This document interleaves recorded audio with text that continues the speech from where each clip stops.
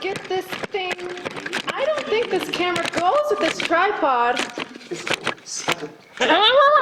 Silence, you ridiculous creature. You got it, boss. Sorry, boss. I was talking to the penguin, Brunhilde. I know. Brunhilde. Yeah, boss? Are you sure this is the right penguin? I mean, it's been a while, but I remember her being taller. Huh. Maybe she grew. In reverse? Oh my god. Oh, there's actually a book about that by F. Scott Fitzgerald. Want me to check it out? Yes, you'd better. We need to get to the bottom of this. Dobry večer. Speak of the Jeffscott, and the Jeffscott shall appear. We're filming just now, Jeffscott. Oh, filming again.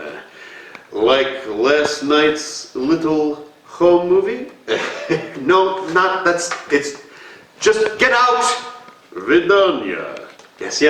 And on YouTube. Go! God. Brunhilde, are we... We're ready to roll, boss. Excellent. In 3, 2... Action!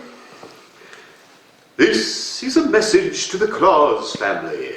Specifically, the impertinent upstart, Junior Brunhilde. Yeah, boss? Lens cap, Brunhilde. I lens cap you too, Mr. G. No, you great oaf, lens cap. You've left the lens cap on, and now we're wasting time and tape. Well, actually, it's digital, so we can't. Can we please? This is a message to the Claus family. Specifically... Action! This is a message to the Claus family. Specifically, the impertinent upstart Junior Brunhilde.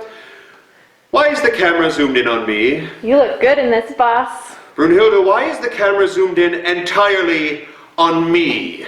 The hostage isn't in the frame at all. You told me to film your list of demands. I just figured. If he can't see the penguin, he won't know that we have her. For a threat to be credible, it must be real. Yes? Yes? Yes. And so? I should zoom out? Yes, good. Out. Zoom out.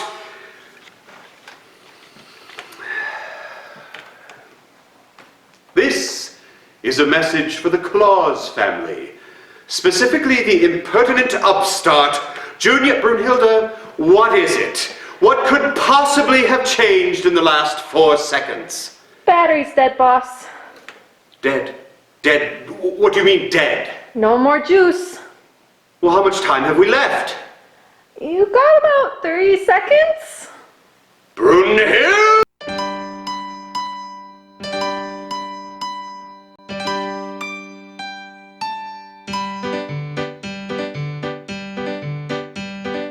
In this world of doom and gloom, we wanted a fun place to go.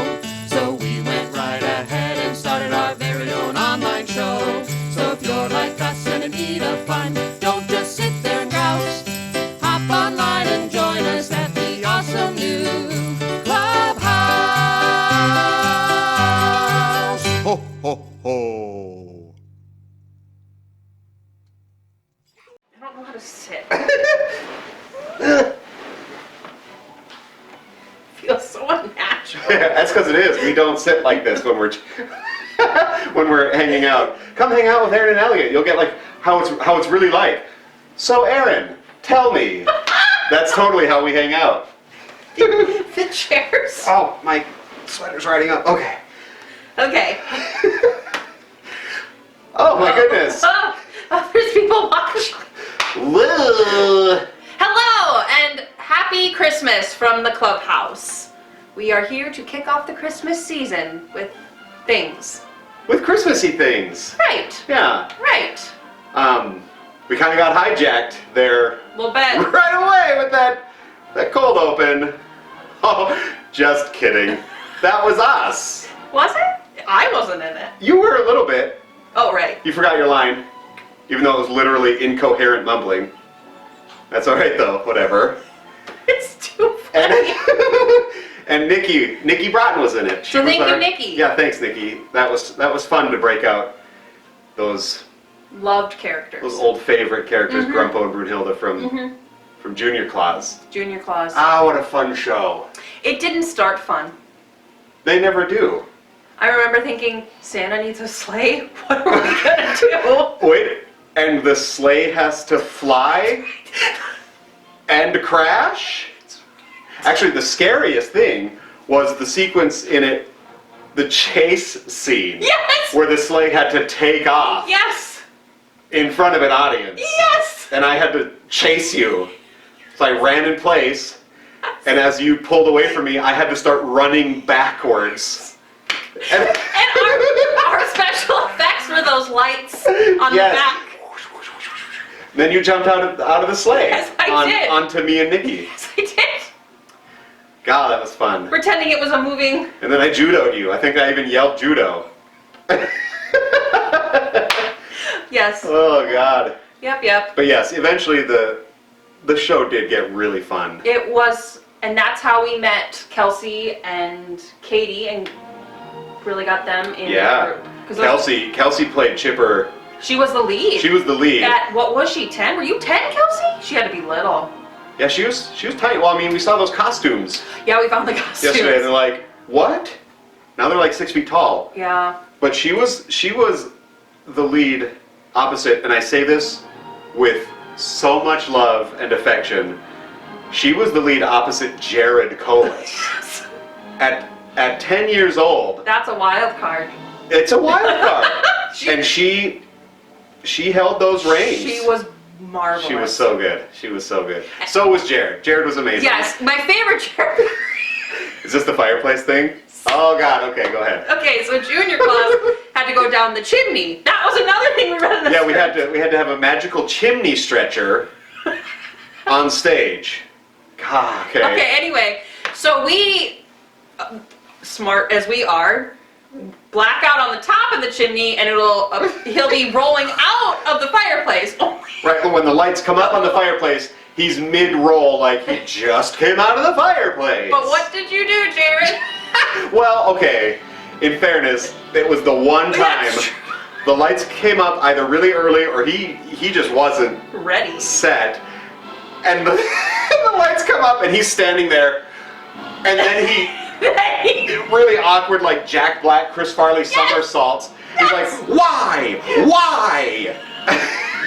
Oh God! We were dying backstage. I'm sure they heard us. Oh, no, I'm sure the audience we heard were us. roaring. You, me, John, and Rachel. And I think Nikki. We were dead. And I think the audience heard us. But that was so funny. It was perfect. Oh. What a great show for that. That was also the show where John Johnson got to be Dasher the reindeer. Dasher, yes. And Dasher took a nap on the stage. Actually, no, Dasher didn't. John did. In fairness, after the sleigh crashes, He's just there is a laying on the moment. ground. There's like a 12-minute sequence where the sleigh is tipped over and the poor reindeer is just lying there. So John, in his infinite wisdom, crashed so that his back was to the audience, and he powered down, Yes. just out like a light. Yes. So Was that the show that Arabelle was born? Maybe there was a new baby factor in there? I don't know, but it's funny. I think it was just John being John. Kids or no kids. Yeah, it might have been Belle's. Yeah, because she was born around Christmas in December. Yeah, early December. So that was 4 years ago. I have no memory of time. I only know that because of the title card in the cold open. Oh. 4 years ago. Okay. So yeah, that lines up. So Yeah. maybe that is also it. But it's little things like that I just I love our Christmas shows. I do too. And we didn't get to do one this year. Nope. So Yeah, because normally right now we're gearing up for our final push to Christmas. right, like We've done a weekend. it'd be our second opening. Yeah. This after weekend. Thanksgiving, yep. Yeah. We'd be coming back after a glorious 10-day break. Which you need. Yeah. And we would just boom, Christmas, yep. So now we are here to instill the Christmas spirit In a different way. In a different way. What the? What's this, Aaron? I don't know, Elliot. Speaking of which, 'tis the season Christmas trivia game. I have no idea where. Anyway, I got this on Amazon. That's where I get most of the items. This video is not sponsored by 'tis the season Christmas trivia. I just thought this would be really fun. Right, we've not opened this. No, this could also be really embarrassing. Because I'm Probably. like, oh, I know a lot of Christmas trivia, but this has 1,800 questions. Ah, I don't know 1,800 things about Christmas. Well, let's see if you know one thing about Christmas. Okay. I did take the shrink wrap off earlier, so when I say we didn't open this and then We're not cheating. Well, maybe we are. No, we're not cheating. I don't cheat at Christmas trivia. Well, I'm just gonna pick one. okay. You ready for this, Aaron? Okay. Okay. Well, we'll start with an easy one. Oh God! Now when I get it wrong, it'll be really If you get this wrong, I'm gonna stop taping and jump out the window. Okay. I'm not gonna stop taping. Actually, I'm just gonna do it. That's horrifying. What Christmas candy treat has red and white stripes? What is the candy cane? That is correct. Yay! Now let's... Okay, here's another, just kind of what this game is. What number is considered lucky in Armenia on New Year's Day? 7 or 25? That's kind of a cheat. That's a New Year's question, but really that's an Armenian superstition question. Well, and by throwing 7 in there, you start to go, well, 7, like biblically, 7's a significant number, 7's significant in our culture. It's so the most powerfully magical number in the Harry Potter universe. Right. So are they just throwing that out there because that's what? You tell me. I'm gonna guess 25. The answer is 7. Dang it! I should have gone with 7. Should have gone with your Armenian instincts. Didn't know I had those. Well, who does? Okay. Where do you dance and prance in Jingle Bell Rock? Everyone's singing along right now with us. I don't know the Dancing word. and prancing in... Jingle Bell Square? In Jingle Bell Square is the correct answer. Well done. Oh, What? what does Jim sell Ah! so that he can buy Della a gift for Christmas? His watch or his overcoat? His watch. It's it. He sold his watch. Oh, okay, you start. Okay, so that we did the gifts of the Magi. The gift of the Magi. How long ago was that? 5 years ago? It had to be 5 years ago. I literally only knew Junior Claus because of the cold open. So, and that was before Junior Claus. Was it? Mm-hmm. Okay, so yeah, 5. Because 6 years would have been my first Christmas show, which was It's a Wonderful Life. Right. So Yeah. we did gifts of the Magi, and oh, It was amazing. yeah. It was just warm, and nostalgia is kind of a 4-letter word in the arts community these days. But I hate that, because nostalgia is so... It's wonderful. and that show just all the feels. Yeah, so... I don't even know, like, Okay. where to start with that show. Well, that was the first show you and I felt like a team. Yep. Like that was all right. We can do things. Rachel knocked Rachel Markestead. it out of the park. Oh, it she was was... just a piano. Yeah, and it was an easy piano, and she You would have never made it seem easy. watching that show. You would have never gone, wow, that's just a piano. That's how well she played it. Yeah. She was an orchestra. Yep.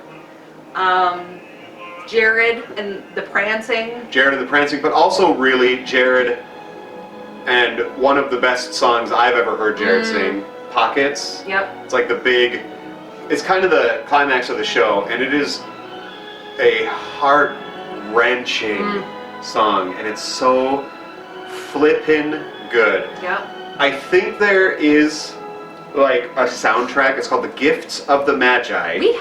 Yeah, because our reference recording was a sound. Yeah, so if you can look, and maybe I'll see if I can find a link post it? to Pockets, and I'll put it in the comments or whatever, but do yourselves a favor and listen to... But really, all the music from that show is. Yes, it's so good. marvelous. But, Pockets. Not the song, not so much.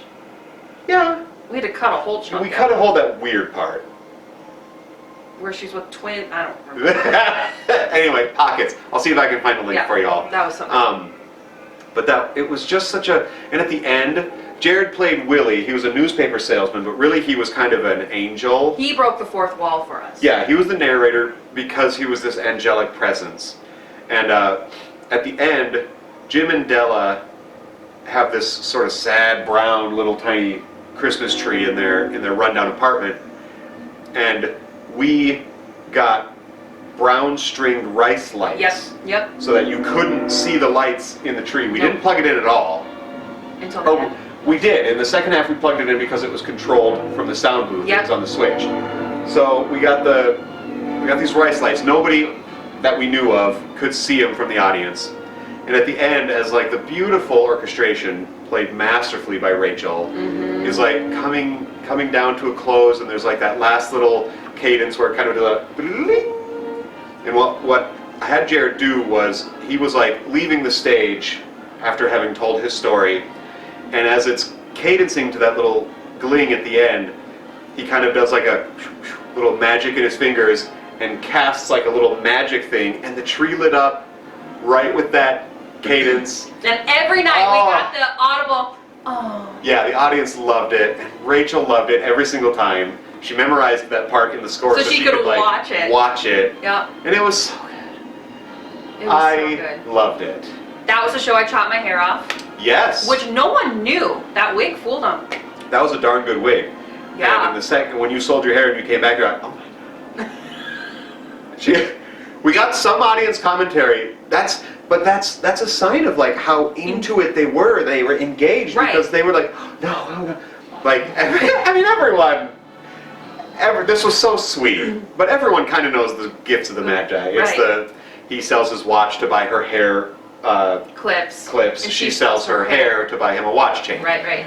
So at the end, when that all is coming out, Della gives Jim the watch chain, and he reacts like, oh my gosh. And she's like, what, don't you like it? And in the front row one night, this woman leans over like, oh, he sold his watch.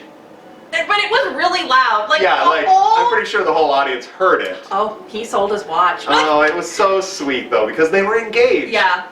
But we digress.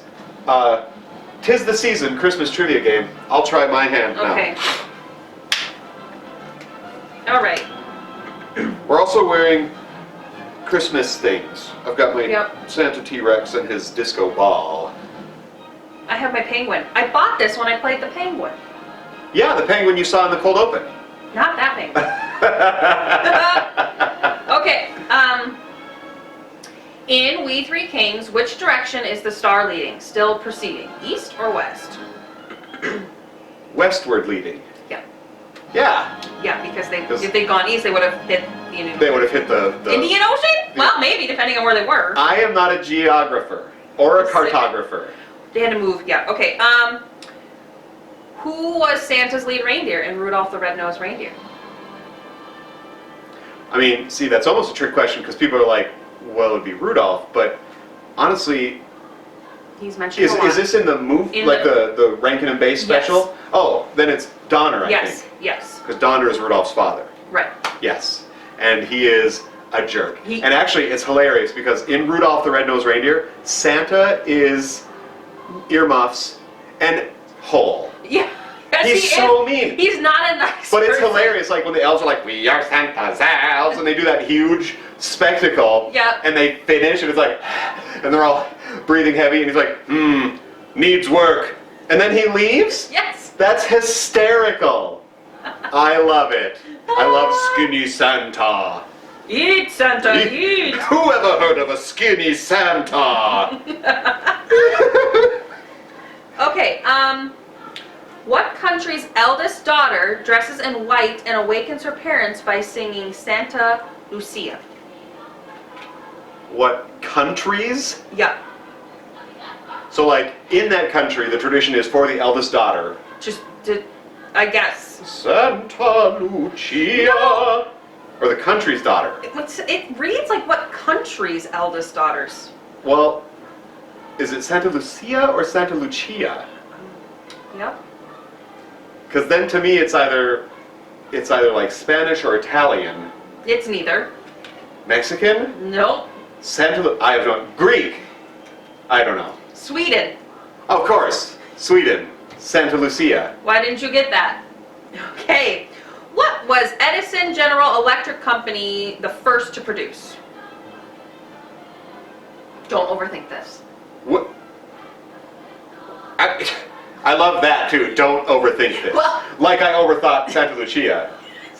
And that was like the Hindenburg of an answer.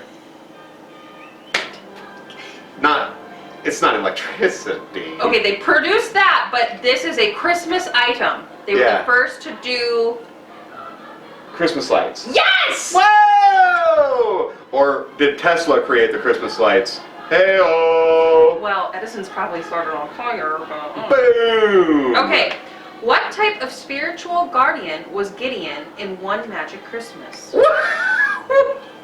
I've never heard of that. I haven't Has anybody either. heard of that One Magic Christmas? One Magic Christmas. You know what? I'm going to leave this up to the viewers. If any of y'all know, without Googling, come on. If any of They're y'all already know- Googling. Oh yeah, they know the answer already. They're like, hey, But idiots. let us know. Or send one of us a text. You're not watching this live. God, I'm an idiot. I was going to say, send one of us a text. Come on. Come on. A bear, a polar bear. I don't know. Do you want to give me the answer? Yes. What was the... He was an angel. What? You got the hard card. I gave you the easy stuff. I just grabbed a card! Minus the Armenia thing. Okay, last one. At the beginning of the story, what is the fir tree's ambition? What story? Probably the fir tree. He wants to be a Christmas tree? No, wait. I don't know. He wants to grow very tall. Like all trees, I assume. Well, yeah. That one, I put it back in the box at the side of the instruction card. What are you? How you doing there? Not well. Okay. All right, your turn. Yeah, now it's your turn. Let's see here. No, you put it. Sweden. Sweden. Come on. I love Sweden. I've never been to Sweden. I was gonna say, have you been there? I'm sure it's beautiful. Yeah, I'm sure it is. Okay. All right, bring it on. Yikes. Oh, this isn't. Minus the grammar mistake, I'm not even going to ask that question, but remind me after the video to ask you the question. This is not. Let's get into the Christmas spirit question at all. Oh. But remind me to ask you the question after the video. Oh, okay. I'm really curious, and so are all of our viewers. In We Three Kings, the star guides us to what kind of light? Bright or perfect? Perfect. That's a different take on that song. That's cool. I like that. What mode of transportation did the father want to sell in One Magic Christmas? Skates or bicycles? If I had to guess, I would have been wrong. Bicycles? The answer is bicycles. See, my card didn't give you any options. It was like, here, what country? I've got all these. True or false? There is a Santa Claus symphony. True. That is true. Why would they ask that question if it wasn't true? Yeah, it's pretty specific. Okay, so I'm going to look up Santa Claus Symphony, and I might link that at the bottom too. Unless they're horrible. Well, you better. I got some links to figure out. Santa Claus Symphony, Pockets from Gifts of the Magi. Yes. Okay. I'm going to be done with that. Oh, I'm going to leave this out so I can ask you the horrible, horrible question. Actually, you just go ahead and you look at the first question there. Merry Christmas! If anyone's curious about that, Just shoot us a text, because you all have our phone number. yeah. Oh, my Oh. turn. I didn't read you all the questions. Oh, I read you every single. That's okay. That's what we're here for. Okay. I have my gremlins. They're celebrating Christmas. I don't know if you guys can see that because the camera's like 16 miles away. Yeah, But- that's how I would say 16 miles. Yeah. Okay. Oh, Oh, that's... that was... All right, here's one for you. Who lives in Camden Town? Frosty or Bob Cratchit? Bob Cratchit. Thank you. Red and gold. Red and Gold! Can't talk much about red and gold, though. We will talk a little about it. I loved red and gold. It was my, Adaptation. thank you, adaptation of Charles Dickens's A Christmas Carol. I was like, story is not the right word. My lady was creeping in on the periph, so I was just thinking Christmas story, but Christmas Carol. And that was an undertaking. Because we made it happen. It had never been done. Yeah, it was ground up. Elliot adapted it, Yep. wrote some extra scenes. Wrote some extra scenes, some extra dialogue, much Now, we should say that A Christmas Carol is public domain text now. Yeah, So you're allowed to play. yeah, you're allowed to play with it. And much to Shannon Shields' chagrin, spoiler alert, it's never going to get published. Spoiler alert, I had Belle and Scrooge get back together at the end. People loved that. People did love it. People would pull you aside and say, I'm so glad you gave that storyline. I'll tell you who didn't love it. The girl who played Belle, Well, Shannon. sorry, Shannon. She actually told me she hated it. I loved it, and Well, our audience loved it. Yes, I loved it too. But I think it was Judy Belquist who came in the receiving line at the end, and she's like, I'm so glad that you gave Scrooge a girlfriend at the end. And I feel like Todd Almers was another one that Yeah, really liked that. that was such a fabulous show. Enormous cast. That was our biggest Christmas showcast until the next year. Yeah, and like an idiot, I wrote a lot of special effects in. I kind of wrote it more As like a movie, like a screenplay. So that was mea culpa. Well, you handed me that. You're like, here, read this. Tell me what you think. Well, I read it as you were adapting it. I remember going, hey, Elle, you have... How does Scrooge's apartment dissolve into an open countryside? Yeah. Okay, that's constructive, thank you.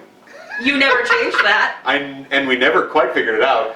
We just we treated it more as like a black box production With pieces. with pieces that could come on and off with musical interludes. But if it ever did get published, I would love, to see it as a movie. That's where it would really shine. Yeah, but even on a bigger stage where you could have like big moving sets. Right, like special effects, projection, Yeah. like fog machine with good ventilation so it doesn't just hang in there for the next 6 days. Thankfully that was at the end of the show. Right. Or toward the end. It went a fog machine, and it was so cool. I never got to see it. But the last 20 minutes of the show then were obscured with glistening fog. Which worked through that Through the rest of the sequence of the Ghost of Christmas Yet to Come. But then it's like, oh, happy, happy, happy. Fog. Or is it? The thing about that show was the last minute cast change. That was what made that show. Yep. I was in the script. I was playing Bob. Bob Cratchit, the Ghost of Christmas Present, Jacob Marley, And Old Joe. and Old Joe, the guy who buys the stuff from the ghastly grotesques in the future. I was playing those four characters. The week, not even a full week before, it was like Friday before Tech Week. Yeah, Friday before the Sunday of Tech Week. So Yeah. 2 days before Tech Week started, we had a disastrous rehearsal. We didn't. And it was the guy who played our Scrooge, he overtaxed himself. It was not his fault at all. And he was very gracious when we pulled him aside and said, I think we have to make a change. And he was relieved, and it was just great, because I love him, and I didn't want him to be insulted. He was perfect. He played Bob Cratchit, and he played it well. Yeah, so I moved him to Bob Cratchit, and he was brilliant. So then what did you do, Elliot? I took over as Scrooge. So now Elliot not only has written this, and we are producing this, and directing it, he is now starring in it. Yes, which I hate doing. But you played Scrooge really well. I wrote the part for myself. Okay, In fact, I did not. I wrote it for Luke Hoplin. Right, but my So mother... Luke, if you're watching this, but know in my heart, you were always He Scrooge. talked about you a lot in Yeah, I that did. process. Okay, so you take on Scrooge. I take on Scrooge. But now we have a problem. We have 3 other characters Yes. that need to be... Dispersed.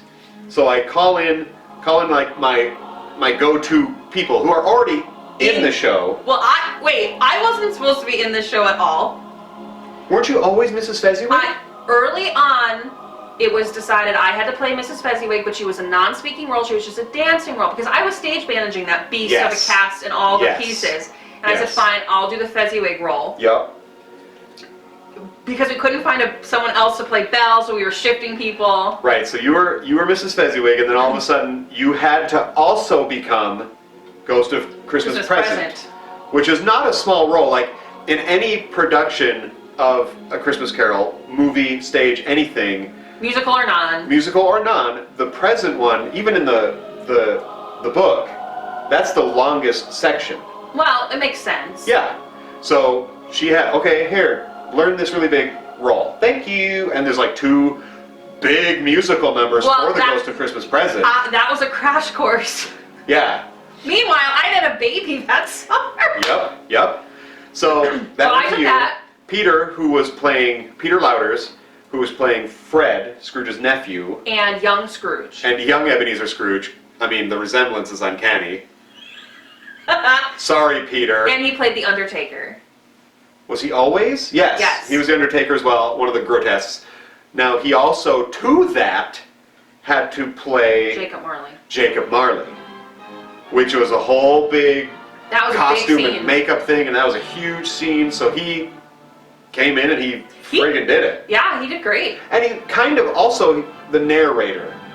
Because how I wrote it was Jacob Marley narrated the beginning. And then Fred narrated at the end. So it worked that it was the same person. Right. That was an accident. Yeah. And then John Johnson,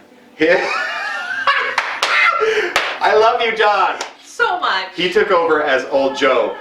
Oh, Joe's this rough, Cockney accented sort of fella. But John, did we do accents? John does not love doing accents, but he was game for it. And you know what? He did it. You did just fine. One of Peter's favorite memories that he talks about is in one of the scenes where Old Joe. Bear in mind, John had to learn this part and this song and the dancing in like 4 days. So during one of the performances, he forgot his lines, and he had like he had his hand on the Undertaker's shoulder, and he was just kind of like pally, but then he forgot his lines, and Peter said all he remembers is John's eyes going deer in the headlights and this vice-like grip on his shoulder as John frantically struggled to remember the words. That is hilarious. I love that. I do too. It's wonderful. But Red and Gold, A Christmas Carol. That was probably our biggest undertaking. Yeah. The next year, Christmas Story was a bigger cast, but we didn't have to create that show from nothing. Right. Red and Gold was huge, and that was kind of a milestone in my career because it was something that I created. And you've been working on it for a long time. For years, like 12 years. Rewrites and rethinks and everything. Like the original version had the whole scene where Fan comes to the school and like tells Ebenezer, "Oh, Dad's so much nicer. You can come back and live with us." And it's like, we don't have anyone to play a Fan, and also that would add like 4 minutes to an already like 2:15, 2:20 Yeah, we cut a song out. Yeah, sadly we cut one of the greatest songs out, but we had to for our sake. But yeah, that was Red and Gold, A Christmas Carol. I loved that show. A lot of people loved it too. Yeah, it was. And someday I'd love for it to be published, but we'll see. We'll see. Okay. Hit me. When did eggnog become a tradition? In the 1700s or the 1900s? I'm going to say it seems like one of those things that like would have been the 1700s. Like it's weird enough. Let's make a drink out of eggs. They didn't bathe then either. No. I'm going to go 1700s. You would be correct. Okay. Speaking of eggnog, okay, my Corey, he sent me something today, like it was one of those 50s things. Sure. Not quite a recipe, but like an advertisement. Sure. And I'm going to try it because it was just weird enough. And it was spruce up your milk by doing half milk, half 7-Up. That sounds disgusting. So it's basically like milk punch. I'm going to try it.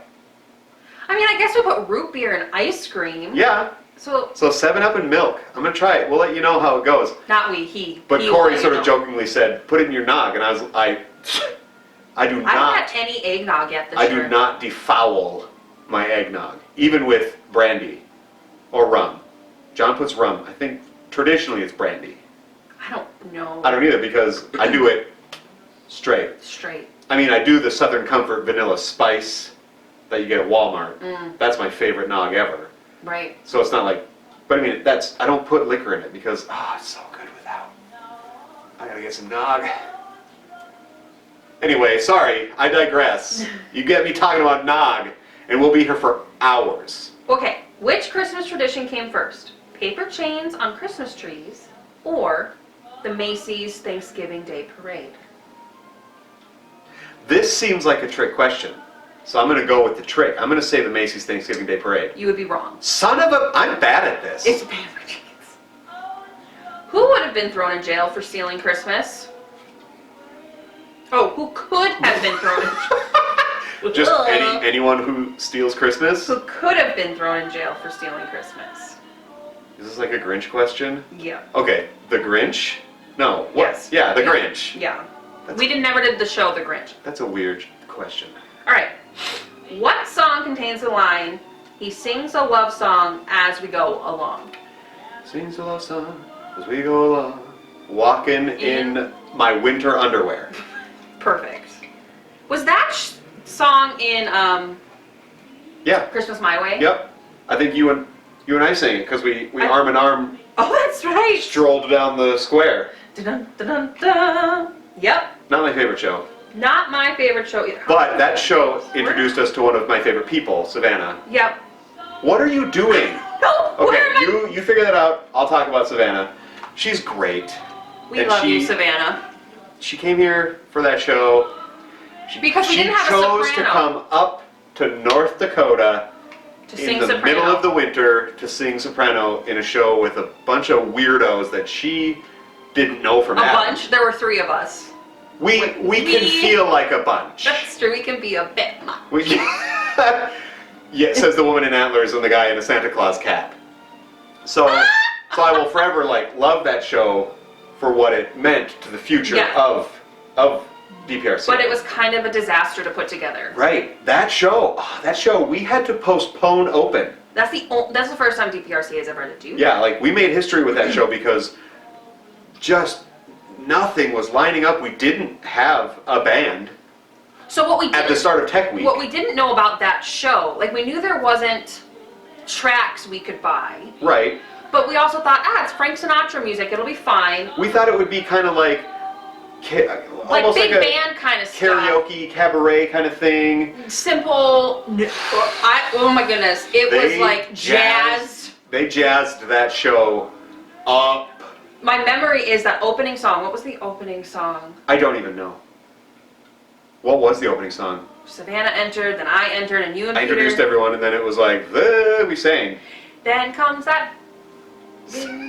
Anyway, we break into 4-part harmony, and I remember going, I can't listen to anyone while I sing this harmony. I need to just. The 4-part harmony was not root 3rd, 5th, 7th, root 3rd, 5th. I mean, it probably sounded tonic. cool. It was Jazz. Jazz. So maybe to those listening, it was like, wow, that was really neat. To us singing it, I was like, don't listen to anybody else, don't listen to anybody else, don't listen to anybody else. Got it.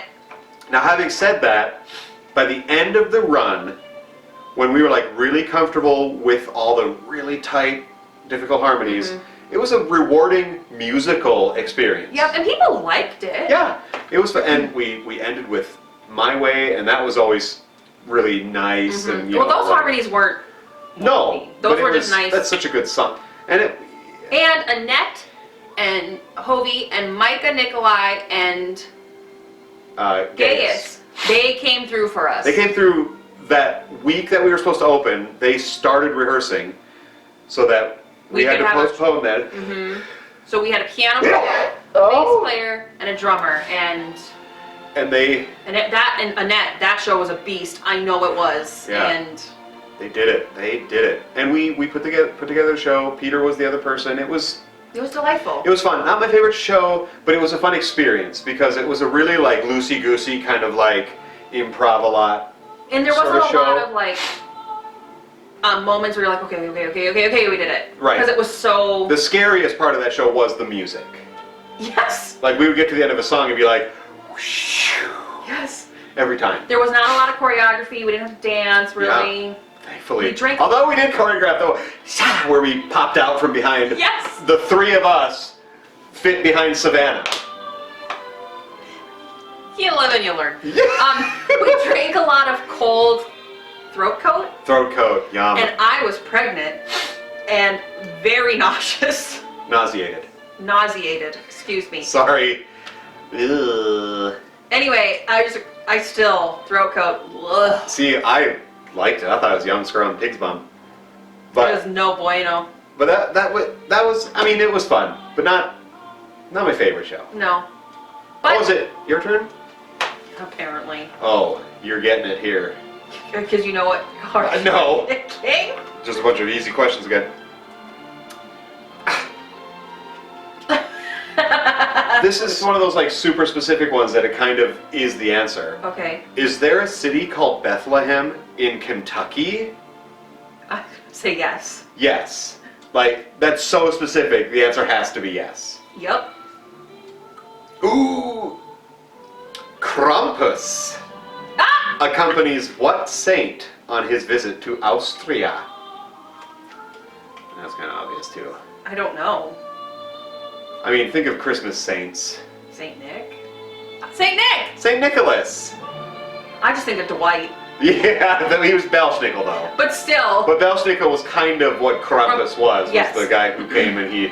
Although Krampus, depending on the mythology of him, like December 5th is Krampusnacht. Yeah, it's earlier. And, like, You're right. that's when he goes around and he steals all the bad little boys and girls and like puts them in his sack, takes them back to his cave and like whips them with birch rods. And then that leaves the path open for Saint Nick. I feel like that would be way more effective than you'll get coal in your Yeah, stomach. you're gonna get coal. A monster is gonna come and take you. Put you in a bag. In a bag. And Take you- steal you. From your mom and dad. Put you in a cave. And whip you. And beat the daylights out of you with birch rods. Wow, okay. So there's that. That's a good Christmas tradition that has been lost, I guess. What carol was penned by Isaac Watts and sung to the tune Antioch from the Messiah by Handel? There's a lot going on in that question. I'm very confused. From... This isn't in Messiah. Okay, just tell me the answer. Joy to the World. I mean, ooh. Who wrote all the music for White Christmas? Irving Berlin. Boom, Irving Berlin. What a delight. One of my favorite movies. I haven't watched that yet. Oh, Bing. Whoa, whoa, whoa, whoa, Bing. Bing. Yes. And Danny Kaye. Like, I mean, Danny Kaye is everyone's hysterical. like, oh, Bing, but honestly, for my money, in that movie, Danny Kaye's the guy I'm always looking at. Well, that's true. I just like to listen to Bing sing. Yeah. But Danny Kaye is more of an Well, I mean, Bing was an entertainer, but not like Danny Kaye. Right. In my household growing up, that's one of the most quoted movies. White Christmas. White Christmas, because we watched it every year. The day after Thanksgiving, we'd set up the tree and watch White Christmas. It was Mom's favorite. See, the day after Thanksgiving, I typically watch Miracle on 34th Street because that movie starts That's appropriate. on Thanksgiving. Mom liked White Christmas. White Christmas is great, but I try to save that one for a little... That's fair, but we quote that movie to each other still. That's fair. That's totally fair. We won't take up much more of your time. We've just been gabbing. Gabbing! So, we'll do like maybe one more card each. Okay. And then we'll... Because I think we also talked about our favorite like Christmas shows and Christmas moments in our shows and stuff. We didn't talk about It's a Wonderful Life. That was my first Christmas show. That was when my first Christmas living here. And it was like kind of a baptism by fire. I mean, we thought that was a big show. It was only 12 people. Yeah, were we ever so young. But yeah, it was coming out of me directing Rat Pack Lounge, which was 5. And then, and only kind of being in It's What Life Could Be a Dream, which was also 5, and just kind of being used to that. And all of a sudden, I've got 12 people, only like one of them I knew, and I didn't really know you yet. No. So like it was just 12 strangers, and Joel. Well, Joel was there. in it, so he was like my Joel, don't. You're not called to But this you- rehearsal, that's but I another- need you at this rehearsal. That's another show where you didn't want to play George Bailey. No, I didn't really want to play George Bailey. But you because ended up I playing was George worried Bailey. that I would end up impersonating the master, Yeah. Jimmy Stewart. You also were directing a cast of 12 for the first time. Yeah, I wanted to just direct, but we couldn't really find, whatever. I enjoyed it. It was fun, but that was an undertaking. That was. Because that was a Let's lot. talk about an iconic story. Iconic story, and also a stage play written based off of the screenplay. So there was a lot of screenplay elements. What? No, we read 2 versions Well, yeah, of The that Miracle show. in Bedford Falls was like the screenplay. Yeah. And But then, this was adapted from the screenplay. Yeah. And it was still, there were some screenplay moments. It's like, yeah, okay. like the Baileys magically having more children. Yes. Or horrifying dolls that we would walk in a circuit, and every time we'd come out from backstage, it would be another doll, and then it was Medora Colas. Back when she was Dressed as like a boy. this little. She was tiny. She was just a bean. Oh, but yeah, that was your first show. my first show, and it was fun. I don't have a lot of memories from that show though, because it was a whirlwind. We also ended that one really early because you were still going back to NBSU. I was still going back to, I think that was the last time I did. Because we decided to start a Christmas show 2 weeks before Thanksgiving. People didn't really want to, No. I didn't really want to perform it. No, I don't, you're not in the Christmas spirit that early. No. Like, I'm listening to Christmas music the day after Halloween, but I'm not like in the spirit Right. until at least a little closer to an actual holiday, Thanksgiving, whatever. But yeah, I went back, I was the jester for the last time. Yep. So yeah, that's right. So that show was closed like December 12th. Yep. No, Earlier. because the Mads Dinners was the first weekend of December, so that show was closed like the 2nd of December. Yeah. Yeah. Wasn't great. No. Okay. Yep. At what meal are Australian gifts exchanged? Come on. Breakfast or dinner? Breakfast. Dinner. It's dinner. Yay! You read the face. Yeah. Okay. What carol contains the line, "Shall come to thee, O Israel"? We just sang this in church on Sunday. I know, but I got "Oh Holy Night" blasted in my brain. Plug your ears. I can't. Ah! I can't. I only have "Oh Holy Night" in Do my you head want right me now. to tell you the answer? You're gonna have to. Oh come, Emmanuel. Golly, Turkicanis. What happened to Pope Gregory the VII while saying Mass on Christmas Day? He died. If only. He was kidnapped. Whoa! I don't know what year that was. It would be nice to be like, by the way, this Pope was... Haven't had a Pope Gregory in a while. What 1978 NBC animated story based on A Christmas Carol featured the voices of Walter Matthau, Tom Bosley, and Robert Morse? I feel like you should know this because you know all these things. The only like 70s one that's kind of popping into my brain is Mr. Magoo's Christmas Carol. It's not Mr. Magoo? Mm-mm. Walter Matthau, Tom Bosley. And Robert Morse. It's not Cricket on the Hearth. I don't know, what is it? The stingiest man in town. This. Nope. Okay, last one for you. Never heard of it. In Miracle on 34th Street, what does Susan teach Chris to do? Blow a bubble in his bubble gum. There it is. Heyo! Pops in his beard. That would have been embarrassing because I just watched that I was movie. gonna say, you just talked about watching that movie, Yeah, a couple minutes so... ago. Yeah, so this is good. This is a fun thing that we could do, like at Christmas parties and stuff, if Christmas parties are ever allowed again. And we could chat. I like, they're not, I mean, some of them are... Some of them are like, whoa, that's kind of a stretch, but they're not like super easy. Some of them are. All the ones that I had were super hard. That's No, why I got they're them wrong, because they were all really hard. Hey, Oh, come, Emmanuel. okay, you come up with "Oh Come, Emmanuel," and you got "Oh Holy Night" blaring in your brain. I knew it before I looked at the answer. I think the last thing we need to say is the last show we did was A Christmas Story. Oh, And indescribably beautiful. And that was such a wonderful show. It started Again, out it didn't start wonderful. Kind of as a nightmare. Because when you're working with any kids, really, around cold and flu season, it's horrifying.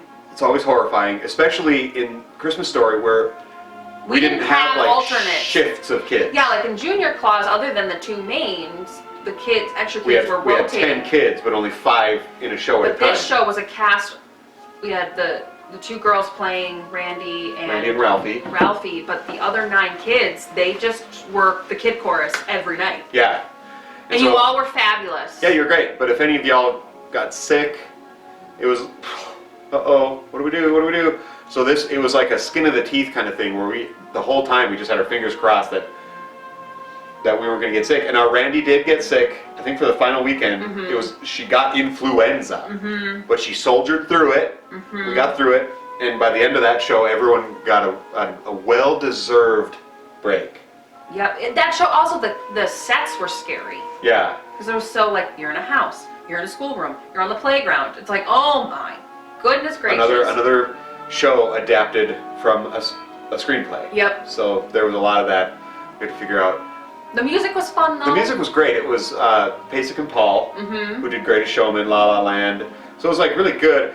But honestly, I didn't love it right away. I didn't either, but it grew on me. Right. Yeah. And then by the end, it's like, I do love this music. It's great. It also I listened to it the other day and I cried. It also helped that we watched A Christmas Story live. Yes, that was on that production. That was on Fox. Yes. It helped that we watched that so that we got like, oh, this is what they're thinking. Yeah, this is what it's supposed to sound like. This is what it's supposed to kind of look like. I don't usually love doing that, but I was kind of at a loss with this one because it was such a production. And we have the movie in our minds going, how are we gonna make that happen? So I just kind of like the car sequence. Yeah, I loved the car sequence. But yes, you're right. Shout out to Amy. You printed that car for us and saved me hours of painting. Thank you. Yeah. And it looked way better than anything we ever could have come up with. I know. Even with our cardboardery mastery. But I don't think I put the steering wheel in the right spot because it always felt like you were really close to me and you would say, move over. But then Well, that's because 2 fully grown adult human beings were sitting behind a 2D cardboard cutout that is not the size of a real car. So we were. Hell! So it wasn't realistic, but it looked cool as heck. Until you had to change the tire. Gosh. Where the people sitting there are just watching. They're looking at your legs. Oh, I'm just changing the tire here. But that was so fun. And Doug Nemitz was our grown-up Ralphie narrating. And we put him through the ringer because that show came together 2 days before we go. Actually, you got sick tech week. Yeah. Like really sick, didn't come to rehearsal. I was worried about the kids getting the stomach goo, and I ended up getting it. We opened Saturday that show, not a Friday. So that Thursday, right? We added something was going on. There's a sports thing, and half our cast was So that Thursday, the second to last night, you called me. You're like, Aaron, I'm not going to be there. And I was like, oh, are you kidding? Nope, there's no way I'm going to be there. And I was just like, okay, so wait, one of the lead characters / directors here. Yeah. And we didn't have, our show was not ready. It was not ready. No. I mean, it was ready adjacent. Yeah, I mean, it wasn't like we didn't have a show. It was nearing ready. But we had so many big set shifts and music timing and... But Doug, I just remember, was so good. He was so good. And his final monologue always left everyone in tears. Yeah. Because we always assumed that he was getting choked up while he was giving his monologue, but I think he was just a good actor, and he was manipulating all of us. Good. That's what you're supposed to do. Yeah, it was great. It was so good. It was good. Yeah. And Casey Weisenberger, you are a gem, and you rock star. You played that little boy, and that wig. And Briley, that wig that was way too big for your head. There were times where Casey was like pulling the reins in on us. It was kind of like a Chipper and Junior kind of thing. It was a Kelsey Jarrett. Well, it was sort of like a Casey and Penrose sort of thing where it's like, we need to make sure that this gets done.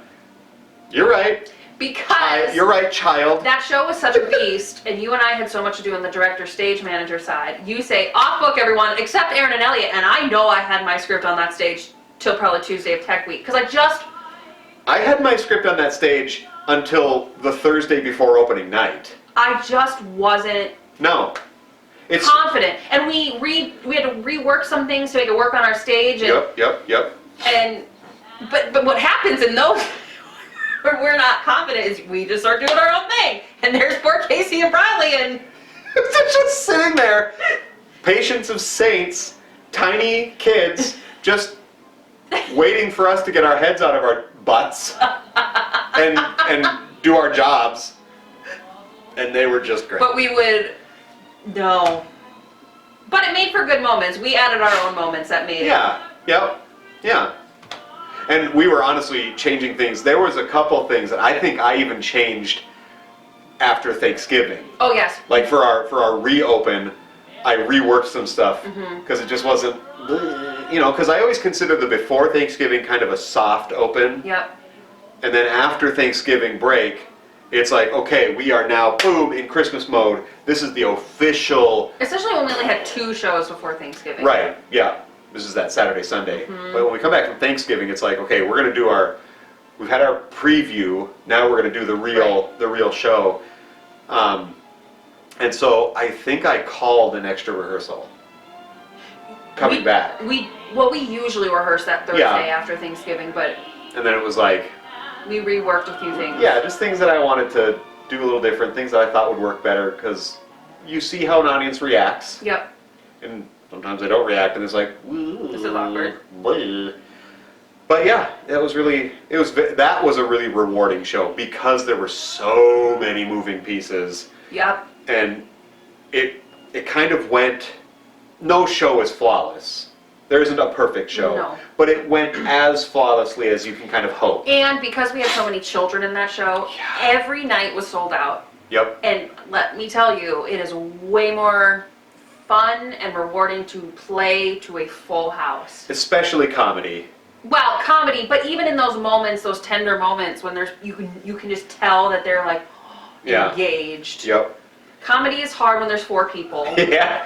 Because then you're laughing at yourself. Which we do. Right, but it's awkward. Yeah. But yeah, that was our most recent Christmas show.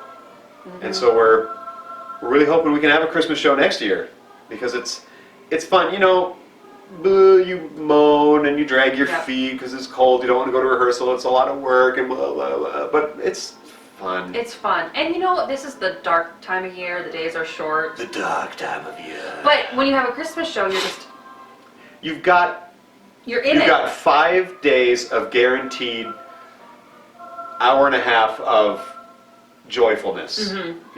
Even if it's not going well and you're kind of stressed, you're doing a Christmas show and you're gonna like it. So it's like forcing joy at you. Right. Like, I want to be harumphy, but it's like Christmas songs. So you can't help it, really. No. But I think that's we'll end it here. Right. That was our first episode of the Clubhouse Christmas Spectacular. We have more things. We got lots more in store for you. I don't remember what they are. Do forgive us if this episode and the next 3 episodes are a little long. We love Christmas. When we're talking about Christmas, we lose track of time. We do. So and we're just chatting. But if you're in it with us, awesome. If you got to watch it in installments, that's cool. Now, too. do know we can tell that most of you only watch 10 minutes. True, we do see the metrics on YouTube. So that first video of that hour-long video, and everyone's like, "Oh, I really liked your video. We watched it." 90% of you watched 15 minutes. Watched about 14 minutes, and then the viewership plummeted. Which is fine. Totally okay. I don't think I could watch an hour of myself. Well, you watched the Thanksgiving episode. I did. I watched the Thanksgiving episode like twice, all the way through. Mostly because I wanted to see that little edit where I do the picture, because I thought that was so funny. We could put a picture here. I could put a picture right there. And so I watch it, and then I would just watch it. But on YouTube, if you like or follow the Clubhouse and hit subscribe and hit the bell. Every time we post something, you'll get notified there too. Yes. In addition to our Facebook. Yes. So I have to remember the 2 links, the Santa Claus Symphony and the Pockets song. And yeah, like I said, we're gonna be posting. The plan is to post Once a video a week. every week Through up Christmas. until Christmas. And that's all I got for this first episode. So Merry Christmas. Yeah, merry beginning. Merry beginning of Christmas. the season. That was a mess. Let's just be done. Yes. Bye, everyone.